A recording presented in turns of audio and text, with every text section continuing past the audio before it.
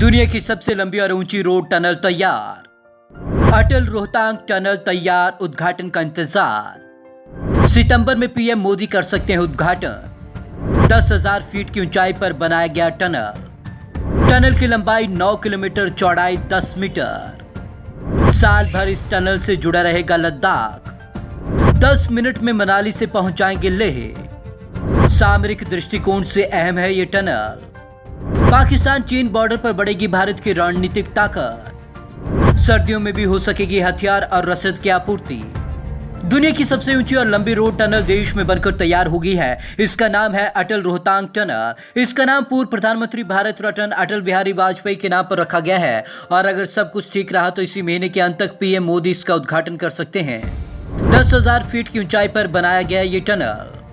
10,171 feet की ऊंचाई पर बनी इस टनल रोहतांग टनल को रोहतांग पास से जोड़कर बनाया गया है। यह दुनिया की सबसे ऊंची और सबसे लंबी रोड टनल है। यह 9 किलोमीटर लंबी है। हालांकि निर्माण शुरू होने पर इसकी डिजाइन 8.8 किलोमीटर लंबी सुरंग के रूप में बनाई गई थी, लेकिन निर्माण पूरा होने पर जब जीपीएस रीडिंग ली गई तो सुरंग की लंबाई 9 किलोमीटर निकली, साथ ही 10 मीटर चौड़ी है।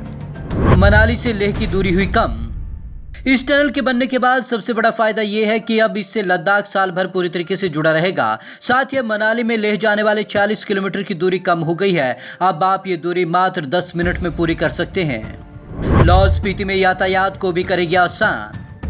मनाली लेह रोड पर 4 और टनल प्रस्तावित हैं। फिलहाल ये टनल बनकर पूरी तरीके से तैयार हो चुके हैं। यह टनल सिर्फ मनाली को लेह से नहीं जोड़ेगी बल्कि हिमाचल प्रदेश के लाहौल स्पीति में भी यातायात को आसान कर देगी। यह कुल्लू जिले के मनाली से लाहौल स्पीति जिले को भी जोड़ेगी। सामरिक दृष्टिकोण से भी अहम है ये टनल।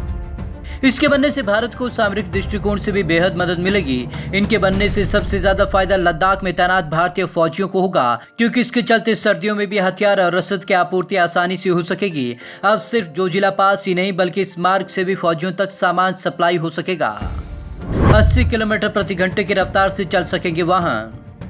इस टनल के अंदर कोई भी वाहन अधिकतम 80 किलोमीटर प्रति घंटा की रफ्तार से चल सकेगा।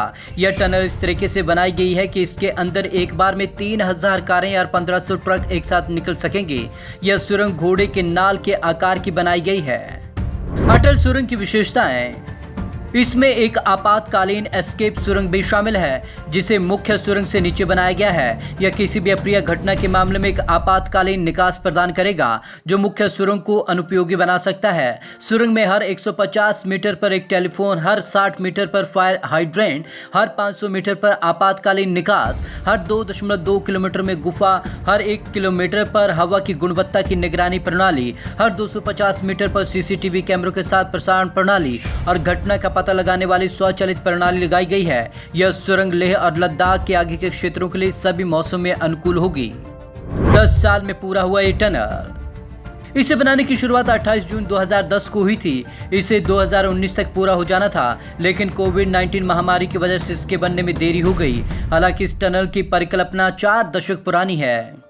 रंग लाई बीआरओ की मेहनत।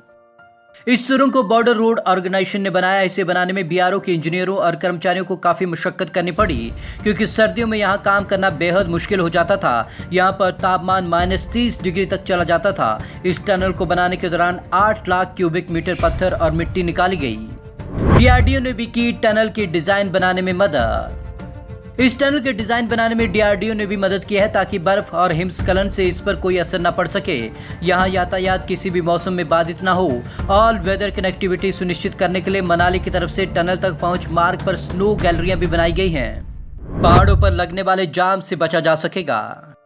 पंजाब यूनिवर्सिटी और Tata institute of fundamental research ने इस टनल में वैज्ञानिक प्रयोग करने के लिए न्यूट्रिनो डिटेक्टर लगाने की अनुमति भी सरकार से मांगी है। अब इस टनल के माध्यम से पहाड़ों पर लगने वाले जाम से बचा जा सकेगा।